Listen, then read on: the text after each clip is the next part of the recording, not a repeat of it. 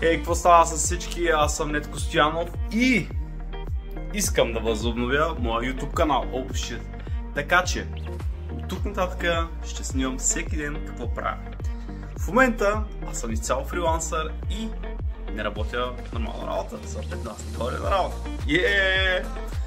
Нали, с финансовата част не е чак толкова обаче всичко е наред. Справям се някакси. Така, аз съм фотограф и като такъв работя от дома и обработвам разни неща, които съм заснял. Но, какво се получава? Човек има някакви лимити и се измаря психически. Затова сега учил навън, за да се разсея.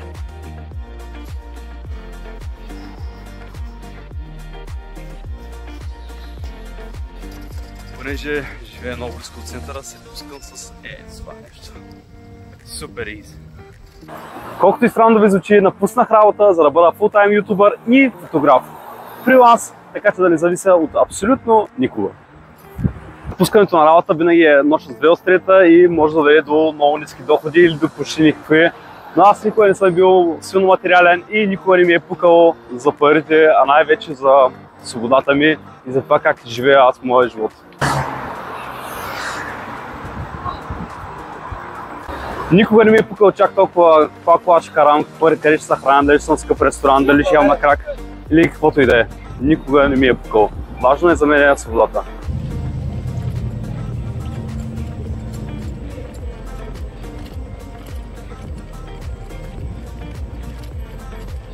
Края на сезона на центъра доста опустя. Почти няма хора.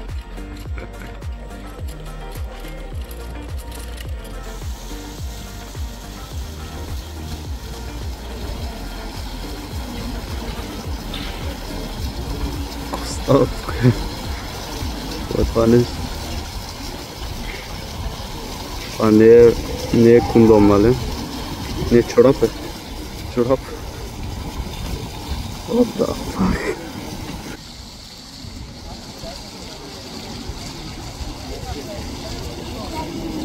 Живея в най-якия град ever, обаче Варна през зимата е жива скръб.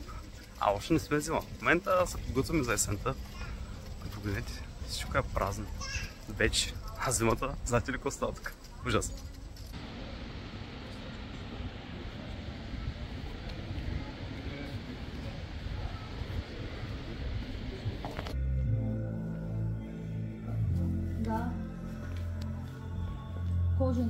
Сега искам да запозная с моите приятелки. Чакай, че това е Роси. Как се казваш? Не знам. Откъде беше ти, извинявай? Малко се притеснявам. Не се притеснявай. Да, тук от магазина. Малко реклама на магазина. Да, в момента се намираме пред Pulse Jeans. Аз между другото съм им лице, както и това момиченце, махни сатини си, и както и това момиченце, сме лице на Pulse Jeans. Oh yeah. Oh yeah.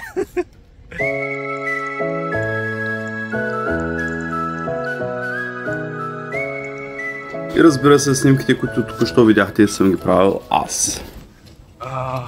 Варна си е направо празна. Ето в плажа има 3 човека.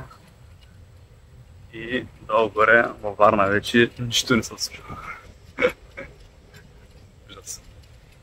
Май ще трябва да съвместя, да хода някъде тук дали. И затова пък тук на топлата вода е пълно с агенти. Сега ще ги видите. Тигри и тигрици.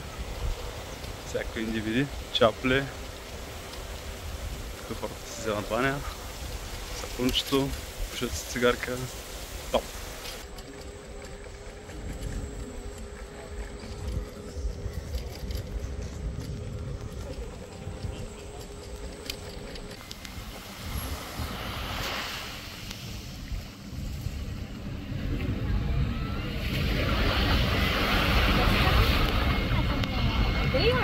Моята котка се казва ли е?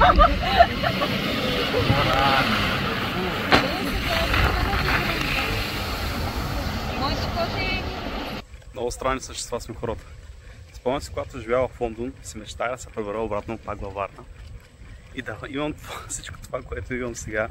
Свободата, някакви финанси и да правя това, което си искам. И сега някакси ме гони някаква носталгия. Не мога да разбера защо. Много странно работи човешка музика. Мечтаеш за нещо, постигаш го и очакваш нови хоризонти. Искаш повече. Някакъв път така ми е нужно да се спра и да си кажа: ей, благодаря за това, което имам. И това направи малко по-щастлив. Защото наистина трябва да благодаря за всичко, което съм постигнал. Да съм свободен. Това за мен е най-важно. И мисля, че успя да го постигна. Тъй лоши новини. Преди малко минах от тук и видях, че имам ето е това нещо. С цена 50 лева фиш. Честито, сега трябва да я местя. Община Варна просто ме разцепва. Постоянно фишове, вдигания, не знам си какво, направо почва да ми писа. Тук съм с широк център, обаче няма една синя зона, няма къде да паркираш. Паркираш където имаш. Спирам на стоп, то се не тръгва. Направо пълен цирк. Така, ето го уведомление. Така, фиш, глобяваме с 50 лева. Вижте как е написано и вижте господина или госпожицата, или не мога да разбера, младши инспектор С. Маринов, Маринова, джендър ли е това, не може да се определи какъв пол е и съответно не може да се напише името. Маринов, Маринова, не мога да разбера. Вижте колко са грамотни органите на реда. Уникални. Така де, няма никакво значение и ни 50 лева няма да ми развалят настроението. Сега отивам на тренировка. Айде!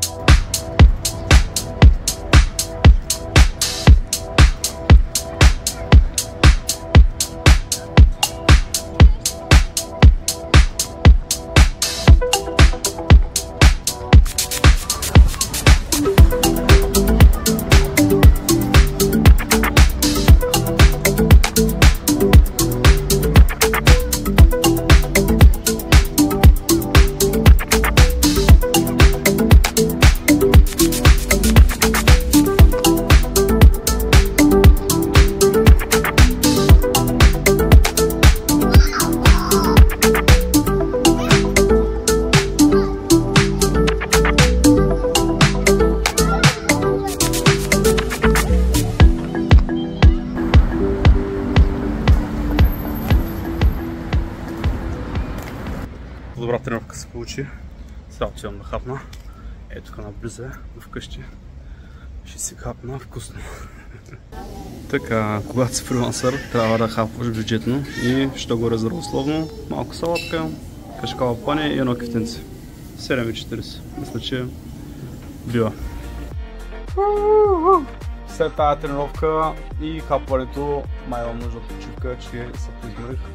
И така, това беше за днес. Благодаря ви, че останахте с мене. Ако искате, може да се абонирате за моя канал. Утре ще ви покажа всъщност какво работя и как минава един мой работен ден. Тук взех с мен да разгледате какво се случва извън работното им време. Утре ще ви взема с мен, за да видите как всъщност работя и какво правя. Ай, чао, до утре!